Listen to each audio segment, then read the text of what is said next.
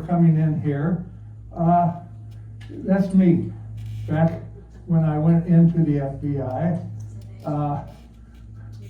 If you look very carefully, those of you up close in front, you will notice there on the top of my head, I had hair. I no longer have that. So I've given that away. What year was that, Papa? That would have been, oh my God, way back in the 60s, early 60s. Yeah, I'm old. My grandson says, when was that? I said, I'm old. That's a long time ago. I introduce you to Sharon only because she is kind of a thread that ran through my whole story. I met Sharon at Uncle John's Pancake House in Champaign, Illinois. She was teaching and I was in law school. And she was sitting there one night all by herself eating strawberry pancakes, and myself and a few of my friends from the law school, after studying in the law library, went in for a cup of coffee before we left. And I knew I had seen her somewhere before. So knowing me, I got up and walked up to her, and I said, I think I know you from someplace. Now, ladies, isn't that a good line? Come on now, give me a break. I thought that was a very good line, but she looked up at me and then back down to her pancakes and rolled her eyes and ignored me. But 2 years later, she finally married me.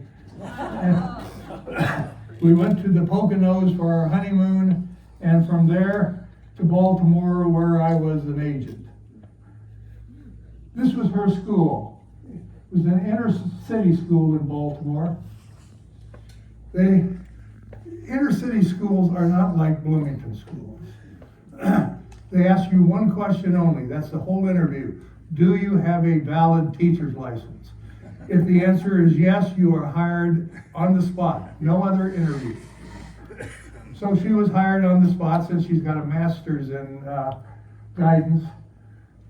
And they assigned her to a little kid special ed class. She loved the little kid, loved him, but she had never been in a special ed class. So she took that, put on a little skit, as all of them did at the beginning of the school year. All of the grades put on a skit. She put one on with hers. The principal came up to her and said, Mrs. Carr, now you have a special ed class. You don't have to do that. All the other classes do. And Sharon got her back up a little bit and said, of course we want to do that. We want to participate. And she did. She did turkey in the straw. The kids were the happiest they have ever been. And all of the other classes in the auditorium stood up and applauded when they finished, simply because that little group of kids had never, ever gotten to participate before. So Sharon did that for them.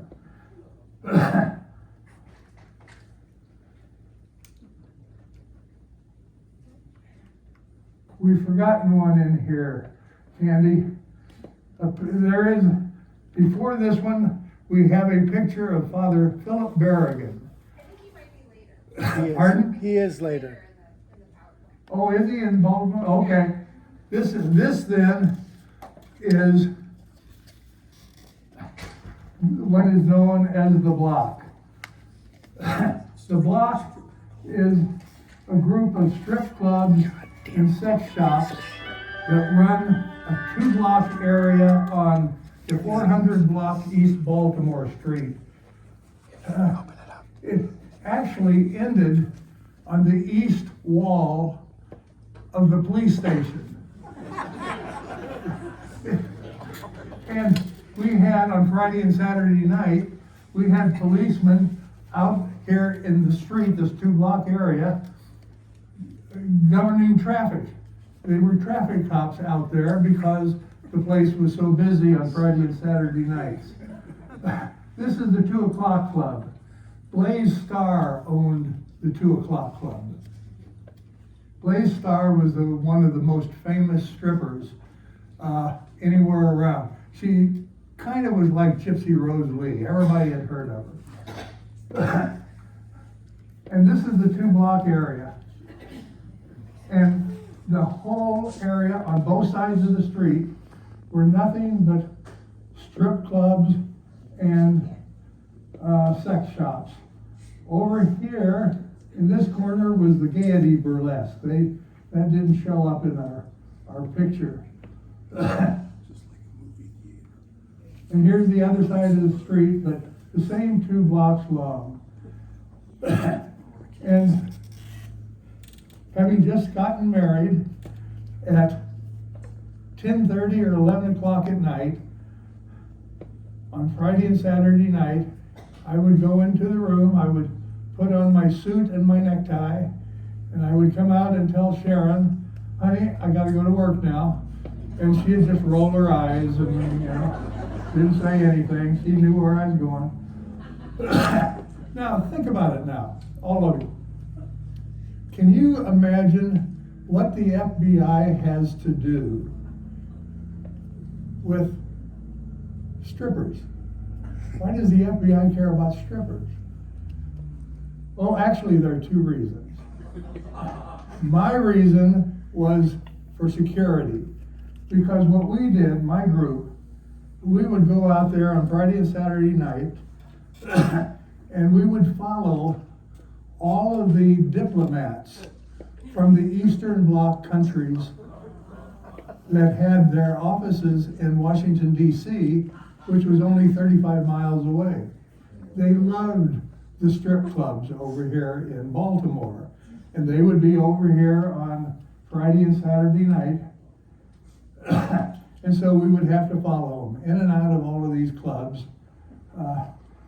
And interestingly, the girls who, after their dance, or whatever you want to call it, they would come down and try to get all the guys, it was mostly guys, of course, they would try to get the guys to buy them drinks. Now, the drinks were all watered down, and they were very expensive, but that's what they were after, just to get more money for the bartenders and the owner of the clubs. Now, they would come down, they didn't know us from Adam,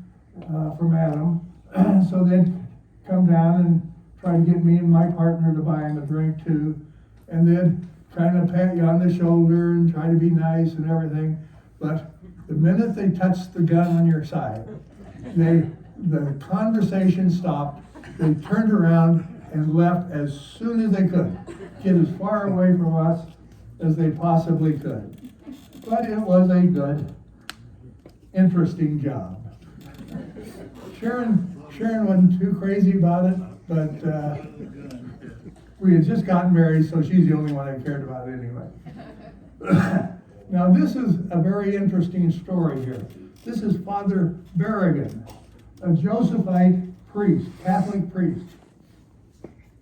He and his brother Daniel Berrigan, who was a Jesuit, and 7 other people formed what was known as the Catonsville Nine.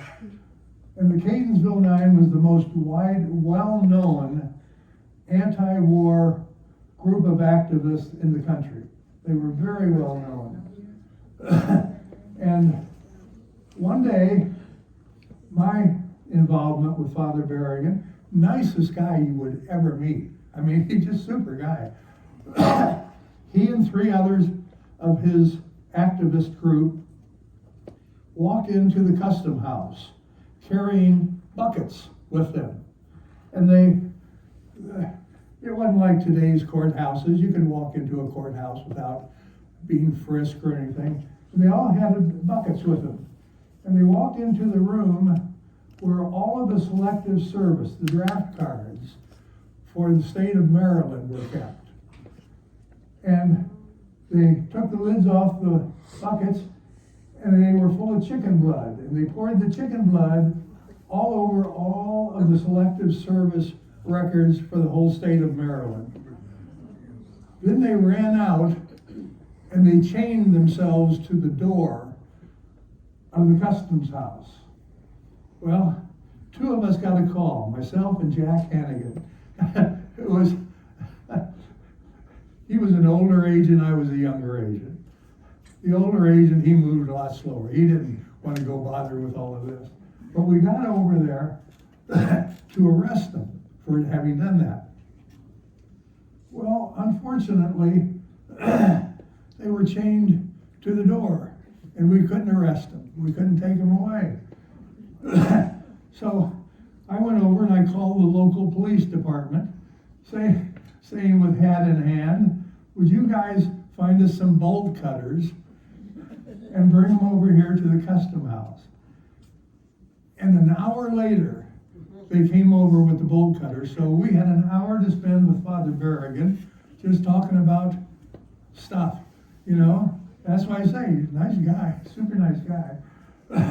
The side issue of that, we finally did get him out of the bolt, did get the bolt cutters, and we got him put in jail. By this time, I had been transferred to Jackson, Mississippi, and I got called back for his trial. And I went into the courtroom, and I sat down, and I looked over, and I saw I was sitting next to another Catholic priest. And some of you who are in here and who are Catholics may very well remember Father Mike Schaub. That's who I sat next to. Father Mike Schaub was very involved in the Cursillo community here, and he was the assistant pastor to Jerry Ward out at St. Pat's of Myrna. But we talked a lot through that trial. But Father Berrigan, one of the things Father Berrigan was trying to pull together was to kidnap Henry Kissinger. He thought that might do something for the war effort, but he never got quite that far. So that didn't happen. New Year's Eve, we stayed at the Stonewall Jackson Motel. Of course it's the Stonewall Jackson Motel, down south. And I thought, well, it's New Year's Eve. I would go out and try to buy a bottle of wine so we could kind of celebrate New Year's and all of that. Well, at the time, Mississippi was dry. So, except for the social clubs, and we were not club members of anything there. So what we did, we had an orange Fresca, watched a Godzilla movie from Japan, and went to bed. The next morning we got up and we went to breakfast, or lunch breakfast. We went to Shoney's Big Boy. That was the closest place. Everybody's heard of Shoney's Big Boy. And this was New Year's Day. And no matter what you ordered that day, they would bring you a side dish. And so our side dish was hog jowls, black-eyed peas, and grits. Didn't matter what you ordered, you got that plate. And it was kind of an interesting place, believe me. This is what started, basically, this is what started civil rights movement. It's 1955, long before me, but it's Emmett Till. Let me tell you the story of Emmett. Emmett was 14 years old, and he lived in Chicago. His grandpa Moses from Money, Mississippi, used to come visit. And the last time he went up there to visit to Chicago, Emmett, now at 14, wanted to go back. He wanted Grandpa Moses to take him back so he could see another part of the country, see what goes on. Flipping the thing. Look, what goes on in Mississippi. Back. Yeah. And finally, Grandpa Moses said, okay. He took him back. And one day, he was out with some friends working in the cotton fields. And it was a hot day, and they went into Bryant's grocery store. It was owned by Roy Bryant, and his wife Carolyn was working in the store at the time when the boys went in to get a drink, cold drink. No one knows exactly what happened, but the story is, anyway, that supposedly Emmett whistled at Carolyn, who was working at the time. And Carolyn then told her husband that this boy came in and whistled at her. And Carolyn was a white woman, and you never did that in the South in the 60s. So 2 days later, 2 nights later, in the middle of the night, Roy Bryant and his half-brother broke into Grandpa Moses' house, went in and found Emmett, this 14-year-old kid, drug him out of the house, threw him in the back seat of their car, and drove down to the Tallahatchie River. They drug him out of the car. They beat him so severely he was no longer recognizable. You could not recognize his face. Then they shot him. Then they wrapped him up in barbed wire and took one end of the barbed wire and hooked it onto a heavy fan and threw him in the Tallahatchie River. 2 days later, they were able to fish him out of the river, and they sent him back to Chicago, to his mother. And as it says up there, his mother's, after looking at Emmett, his mother said, "Let the world see what has happened, because there is no way I can describe this." That was true. So what she did was decide to have an open casket. And the casket remained open for 5 days. And the news media from all over the world came to see Emmett and see what had happened. And that is what germinated the germ of the civil rights movement. It got more people involved in the North about what's going on down South. Roy Bryant and his half-brother were tried for the murder. I'm not quite sure how to say this. In Mississippi at the time, only white men were allowed to be on a jury. And half of them were always Klansmen. So you'd never get a conviction. It took less than 52 minutes to acquit Roy and his half-brother of murder.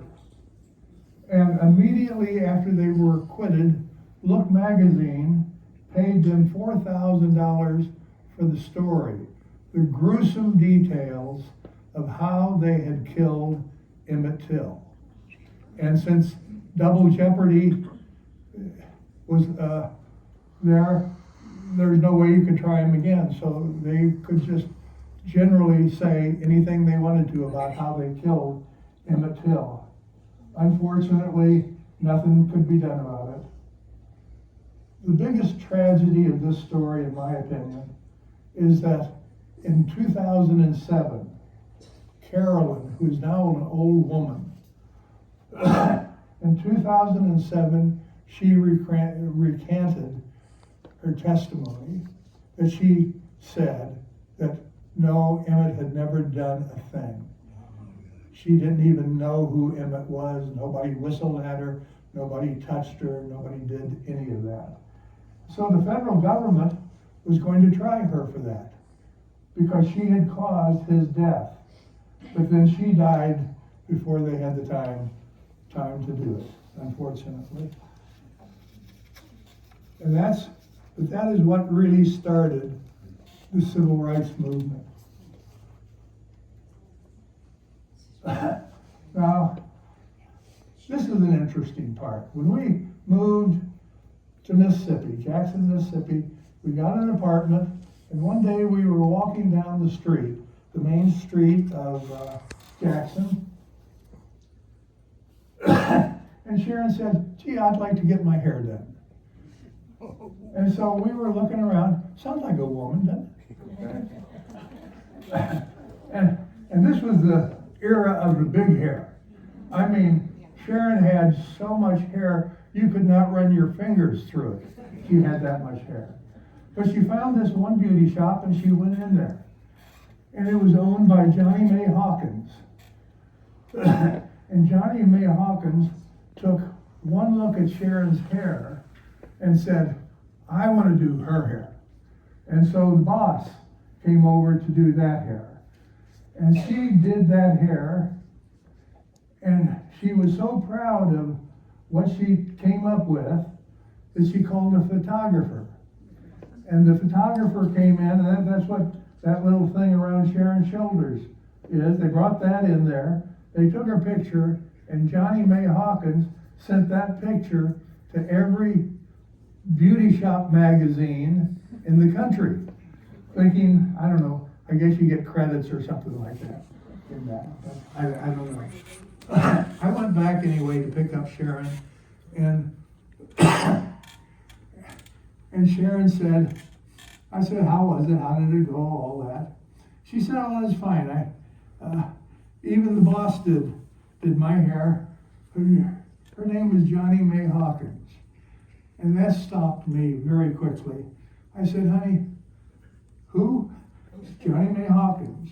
I said, now you didn't tell Johnny May anything about why you're here, did you? For God's sakes, you didn't say anything about me and why I'm here, did you? Because Johnny May Hawkins is the mother of Danny Joe Hawkins. Danny Joe Hawkins is known as the hitman for the White Knights of the Ku Klux Klan. I don't know what happened. Johnny May, or Danny Joe, was almost a mystical figure in the 1960s Klan. The Burning Cross was very symbolic in Mississippi. It symbolized intimidation and shared group identity. The shared group identity comes from the combination of the burning cross and, as you can see, the outfit all of the Klansmen wore. The other half of the burning cross is intimidation. That would intimidate anyone. If most of the burning crosses, this was just at a ceremony for the Klansmen, most of the burning crosses were put in the front yard of different people they wanted to intimidate. Can you imagine being a nice little black family in their house at 2 o'clock in the morning and get up and look out the window and see that burning in your front yard with 10 to 20 Klansmen around it? It would scare you to death. And depending on why that cross was there, they might just go in and kill everybody in the house. Not a second thought. And move on. But it was a tragic time down there, and long before that. This is just when the FBI was going down there. We had just opened the Jackson office. But that had been going on for decades before that. There's Danny. There's Danny Joe. He was the hitman, the mystical figure of the Klan. He was responsible for murders, lynchings, beatings, bombings, everything you could possibly imagine. That was his job. He was also the exalted Cyclops of the Klan. Now, Sam Bowers was the imperial wizard. That was the CEO, so to speak. Danny Joe was the exalted Cyclops. And he was basically in charge of all of the objects and the aims and the purposes of the White Knights of the Ku Klux Klan. And he enforced that on other Klan members. Just like happens today, you know, you do what you're told and you don't do anything else. You keep your mouth shut. And that's exactly what his job was. Here's just a few of the pictures of some of the Klansmen. See this lady? She's just dressed like a regular person. Her husband, I assume it's her husband, dressed in the Klan paraphernalia, as are those people behind him. If you look up there, this was in Natchez, Mississippi. Here, the Klan is in their regalia.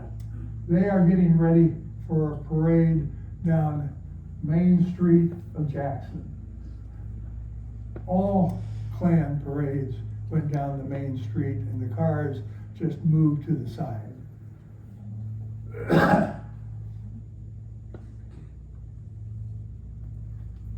This is interesting.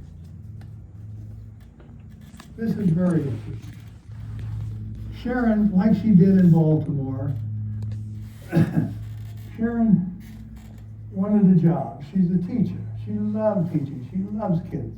I mean, just loved them.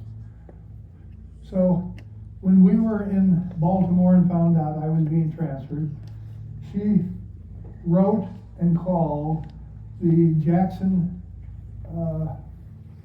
Mississippi Board of Education to get a job.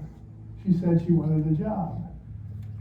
Now, I'm just guessing at this, but my guess is that they said, oh gosh, we better give her a job. I mean, you know, her husband's with the government, and he's coming down here to disrupt our way of life, you know, and change everything. So I'll tell you what, let's put her in Powell Junior High School. So she was assigned half-time to be a guidance counselor at Powell Junior High School. Half-time. The other half of the time, she was to teach geography. Now, God bless Sharon. I'm not sure Sharon could spell geography, let alone teach it. But boy, she was a hard worker, and she made it through. Now, the important part of this school, they had 1,500 students in Powell Junior High School. Every one of the students was black. All of the teachers were black. All of the cooks were black. All of the custodians were black. And they send Sharon into that school. I am certain they were thinking she would not go in that school. No white Mississippi woman would go into that school to teach. But Sharon had taught mixed classes over in Champaign. It was nothing to her. I don't think she had any idea once she got in there that they were black or purple or blue or any other color. She loved kids. She loved teaching more than you can possibly know. She was in Powell the day Martin Luther King was assassinated. And Mr. Bam, the principal of the school, got all the teachers up on stage, and they brought all of the other students, all 1,500, into the sports arena that they had.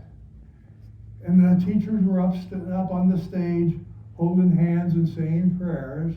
Now Sharon, out of reverence more than anything else, wasn't sure that she would be wanted up there because she was white and Martin Luther King was such an icon to the black people of Mississippi and all over the South, and everywhere for that matter.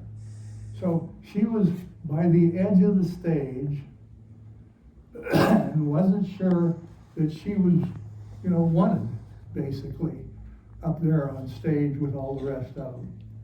And God bless her, a friend of hers who was a teacher.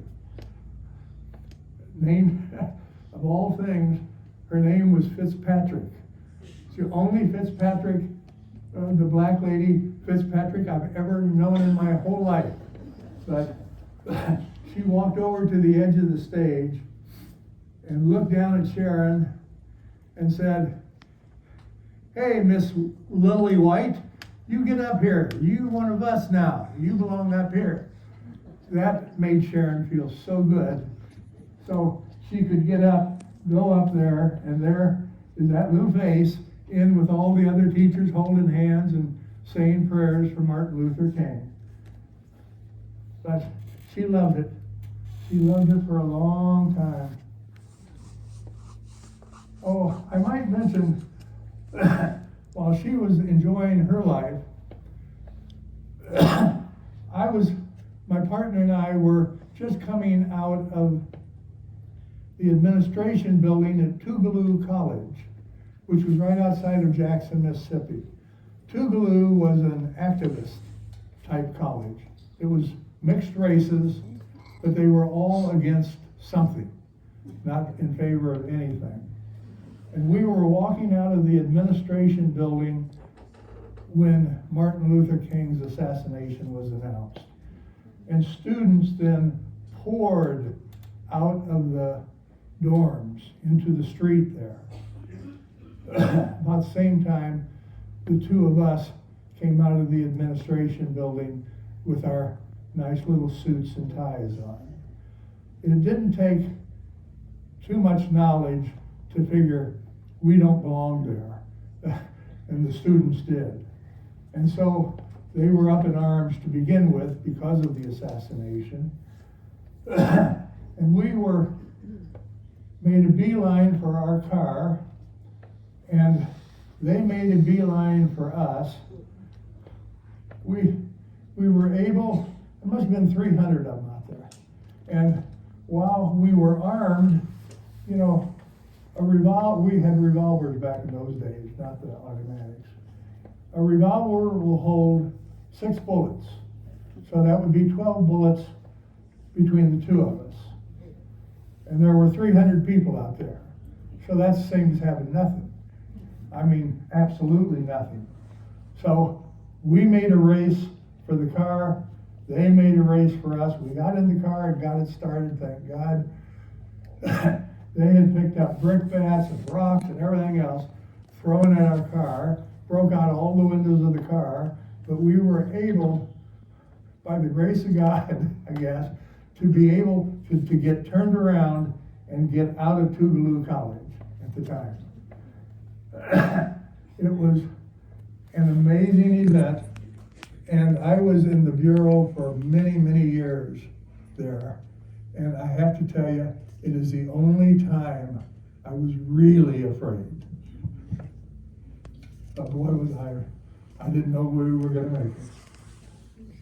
Steve, you might tell them that there's only 6 rounds. You might tell them there's only 6 rounds in those revolvers at that time. Right, exactly. And so that would do you absolutely no good with 300 people running after you. Now this is a piece, and Jim, I don't know if you're here, but I thank you for the 2 articles. Recently, these are the 3 civil rights workers from the North that were murdered down in Philadelphia, Mississippi, Neshoba County. And I'm going to read some of that about here. Now, for those of you that read the Pentagraph closely, just recently, the Today in History section of the Pentagraph, on August the 4th and June the 21st, they had articles in the Pentagraph about the Today in History about this murder, these 3, which I thought was very timely and very interesting. But I want to read part of this just to get it all in there. The White Knights were responsible for many bombings, church burnings, beatings, murders. In 1964, they murdered 3 civil rights workers, Andrew Goodman, James Chaney, and Michael Schwerner. Their murder was later depicted in the 1988 film Mississippi Burning, based loosely on these events. They were members of the Congress of Racial Equality, CORE. If any of you saw the movie, I've had many people ask me about that movie. Did that stuff really happen? And you know the answer? The answer is yes, all of that really happened, just not in the hour and a half that it takes to make the movie, but over a period of years, everything in that did occur.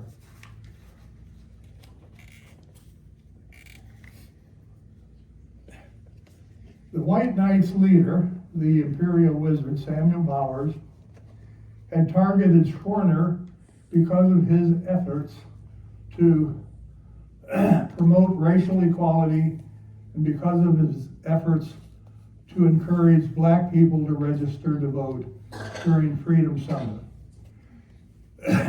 That's basically why they sent the FBI, me, to Jackson, Mississippi, is to see what we could do to help the black people register to vote. If I went into Hinds County Courthouse to register to vote, they would ask me where I lived. I would give them my address, and I would automatically be registered to vote. If a black person went in and wanted to register to vote, what they would have to do is Quit. Siri, hang out. Sorry. That's okay, Dave. They would ask a black person, not just their address, they would ask them what Section 7 of Article 3 of the Mississippi Constitution is. Well, of course, nobody knows that. Even the people asking the questions don't know the answer to that. And so they then would not be allowed to register to vote. And that's why they sent the Freedom Riders, Freedom Summer in '64 down to help people register to vote. And that was our job. We were in the courthouse all the time, all the courts of Mississippi, trying to say you cannot use paragraphs of the Mississippi Constitution as a judge of who can register to vote. In his first attempt to kill Schwerner, Bowers, the Imperial Wizard, assembled 30 white knights on the evening of Memorial Day in 1964 and surrounded Mount Zion United Methodist Church while a meeting was taking place inside of it. Bowers thought that Schwerner would be in attendance. But after he failed to find him when the meeting let out, the white knights started beating all of the black people that had been in there. Then they went in, poured gasoline all over the inside of the church, and burned it down.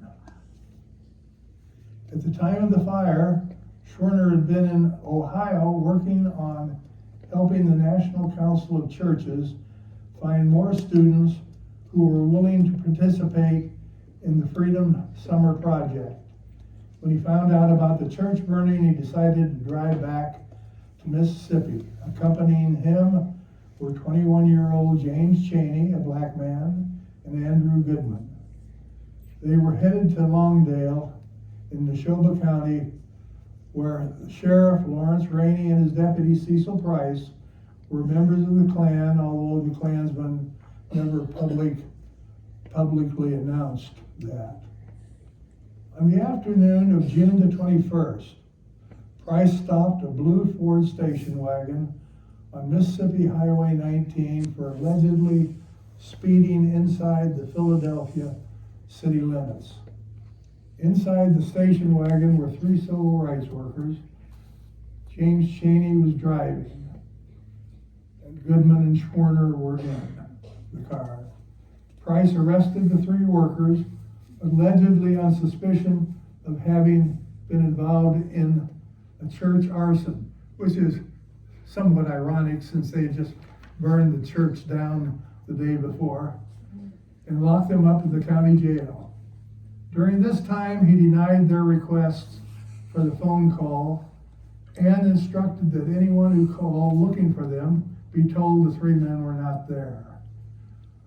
Sometime the same afternoon, Price reportedly met with fellow Klansmen to work out the details of the planned evening release and the executions of the three. Price released the three following Cheney's payment of the speeding fine and followed them in his patrol car. At 10:25, Price sped to catch them up with the station wagon before it crossed the border into a different county where they might have a little more safety. Price ordered the three out of the car and into his. He then drove them to a deserted area on Rock Cut Road while being followed by two cars filled with Klansmen. He then turned them over to fellow Klansmen who committed the beatings of Cheney and subsequent murder of the three men. Price returned to Philadelphia and resumed his duties as the deputy sheriff. Now, all three weren't killed. They thought they were killed. One was buried alive because the autopsy found clay in their lungs. So they had a very bad way to go. While he was never convicted of murder, this is how the federal government and the FBI finally were able to make some inroads into all of the atrocities that took place in Mississippi. While he was never charged with murders because no county prosecutor would ever charge a white man for murder, Price was convicted in October of 1967 of violating the civil rights of the three victims. That is how we finally found some way to gain convictions, and it was not because of the murder, it was because of the violation of their civil rights. When they disappeared and didn't show up where they were supposed to, the FBI sent agents from a lot of the offices around into Mississippi to investigate the disappearance as a kidnapping, which fell under federal jurisdiction. Finally, we were finding some way to get at the atrocities that were taking place. Federal investigators spent the next 6 weeks searching the rivers, woods, fields, and swamps for their bodies and talking to locals in an attempt to find out what had happened. The nation paid close attention throughout the search. Unusual at the time, as was the effort to find a missing black man and civil rights workers. In fact, investigators found the remains of 8 other black people as they searched that had just been out in the woods and the rivers and the swamps. 2 were identified as young men who had gone missing that May, reportedly at the hands of Klan members. Another one of the corpses was wearing a Corps t-shirt, and nothing is known about the other 5 dead bodies they found. These past disappearances have neither excited much national interest nor prompted serious searches. The fact 2 of the missing men in the Neshoba County disappearance were white Northerners was a significant factor. The 2 civil rights workers from up north in press attention. It was also a sign of the changing times and the shifting federal role in the movement. The Black Freedom Movement had long worked to push the federal government to take a stronger role in protecting black civil rights, and by 1964 was seeing some success. This was the summer when the Civil Rights Act of 1964 passed Congress with the support of Lyndon Johnson. In 1965, Congress would pass the Voting Rights Act also. This is interesting. This is my boss, Jim Ingram. He was the head of the civil rights actions in Jackson, Mississippi. I was a relief supervisor. There were 3 of us for him. Look at his face. It almost looks like he's smiling, doesn't it? Jim never smiled. Never did he smile. I'll tell you one quick story. If you remember, when I was back in Baltimore and I had to go to work at 10:30 or 11 o'clock at night, I went in and put on a suit and a tie to go to work. He's got on a suit and a tie. Our squad room had one main aisle that went up and down the middle of it, and our desks were on either side of the aisle. One day, Jim was, I still laugh at it. One day, Jim was walking down the middle of the aisle, and all of a sudden, he just stopped dead, which made everybody look up, of course, and wonder what's going on. And he just stood there, quietly. Finally, very slowly, he turned around, and he walked back 3 desks, and he stopped by an agent's desk, and he stared down at him, right over the top of him. And I suspect it scared him to death. But didn't say anything for a moment, and then finally he said, I've forgotten the agent's name. Are you going to the dog races today? And the guy looked up and said, well, no, sir. No, I'm just here working. Well, you can't be working. You must be going to the dog races or something like that, because you have on a sport coat. We wear suits and ties when we're working. And with that, he turned around and continued on down the aisle. When he got out of sight, the agent jumped up, ran out the door, went home, put on a suit and tie, came back as fast as he could. Now he's properly dressed.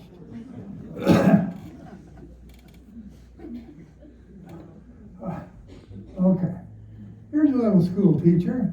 She looks sweet, doesn't she? That's Kathy Ainsworth. She's pregnant too. You can't see it, but she's pregnant. She's also a member of the Ku Klux Klan, the White Knights of the Ku Klux Klan, one of the most militant white terrorist organizations during the entire civil rights era. She was also a member of 2 additional Klan groups, the original Knights of the Ku Klux Klan and the United Klans of America, as well as a Klan front called Americans for the Preservation of the White Race. Oh, I might mention too, Kathy was a devout churchgoer. She taught Sunday school, and she sang in the choir at Coral Baptist Church in Miami, Mississippi. At approximately 12:25 p.m. a.m. on June the 30th, 1968, 2 Ku Klux Klan assailants, Kathy Ainsworth and Tommy Terrence, pulled into a quiet neighborhood in Meridian, Mississippi, wielding a time bomb set to detonate at 2 o'clock a.m. They aimed to kill Meyer Davidson, a prominent Jewish Mississippian and an outspoken critic of the KKK. After planning the charge, the bombers had planned on retreating to Miami, Florida until this all blew over. Ainsworth and Terrence were unaware, however, that law enforcement awaited them in Meridian. The local police, our agents, and the Naval Bomb Squad watched them stop, and we got that information from informants. Watched them stop at Davidson's driveway. When Terrence got out from the car with a bomb, the police shouted at him, and everybody started shooting. A car chase and a gunfight ensued, wounding 1 policeman, 1 bystander. Terrence had been shot 3 times, but it didn't kill him.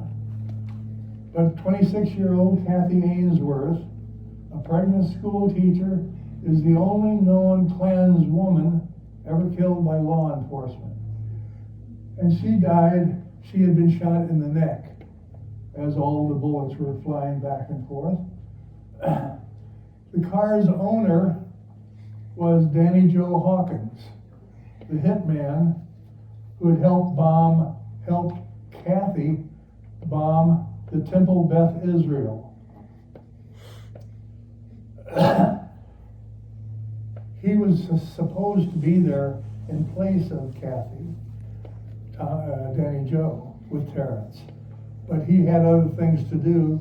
He was out bombing a real estate office that had sold a house in a white neighborhood to a black person.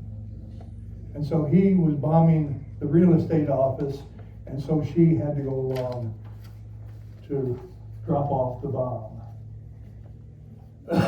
Let me mention, I'm about to run out of time, and Kathy is going to run me out of here, or Candy is. Let me mention 2 things in passing.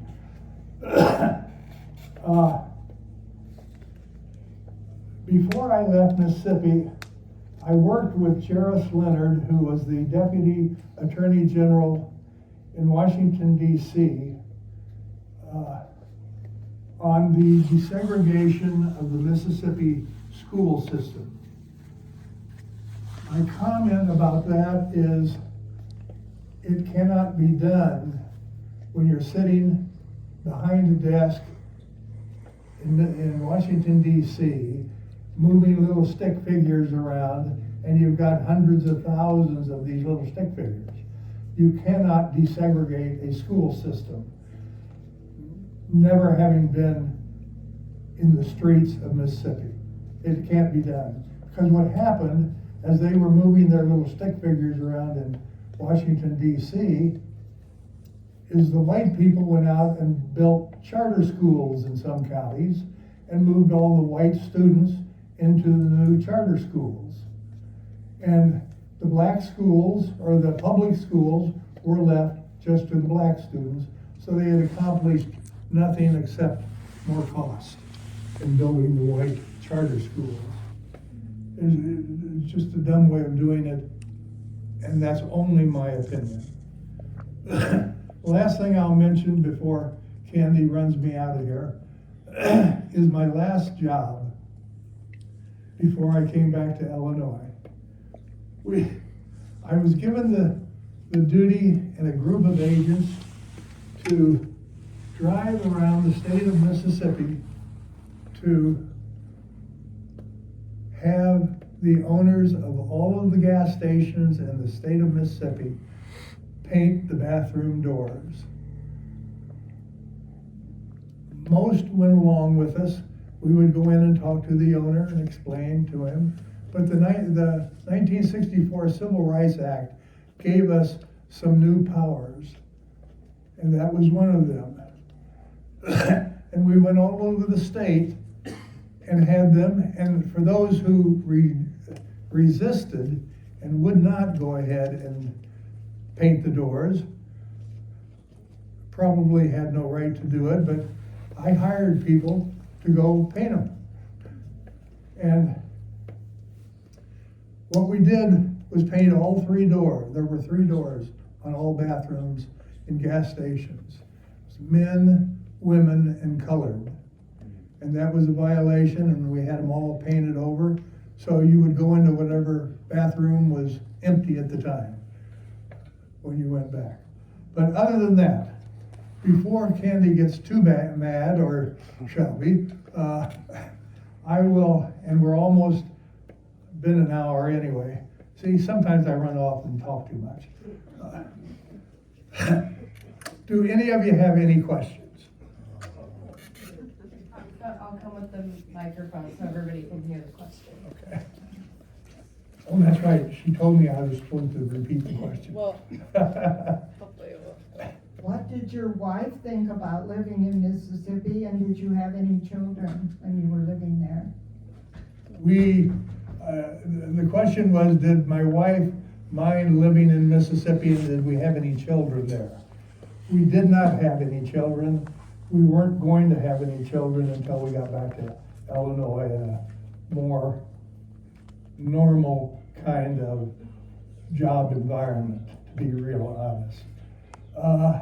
She didn't mind it. She loved teaching. She was a great teacher. She just, it didn't matter about color or anything else. She just loved teaching kids. So she was happy just anywhere that she was teaching. Sir, Where was Martin Luther King at the time? he was at the Lorraine Motel when he was shot. Well, He had involvement in the, pardon? he had involvement in the three. Involvement in the what? He was involved with the three that was killed. That may be, I don't know, I didn't know that at the time. The question was that Martin Luther King, where was he? And I said he shot at the Lorraine Motel In by Memphis. James Earl Ray. In Memphis. Huh? In Memphis. In Memphis, right. And the gentleman said he had been involved with the 3 civil rights workers who were murdered, which may be, I don't know that. I didn't know that. Anything else? No? Now, you have to take a vote before long. Ray, Did you ever get to meet J. Edgar Hoover? did I ever get to meet J. Edgar Hoover? I got to meet J. Edgar Hoover probably 5 times when I went back to in-service. He would stand there and you would file by him and you would shake his hand. I don't think he bothered to look at anybody. He just had a hand out and you shook it and off he went. He never became my best friend. Well, anything else? If nothing else, I hope sincerely that this was as good a program as the continuous glucose monitor program would have been.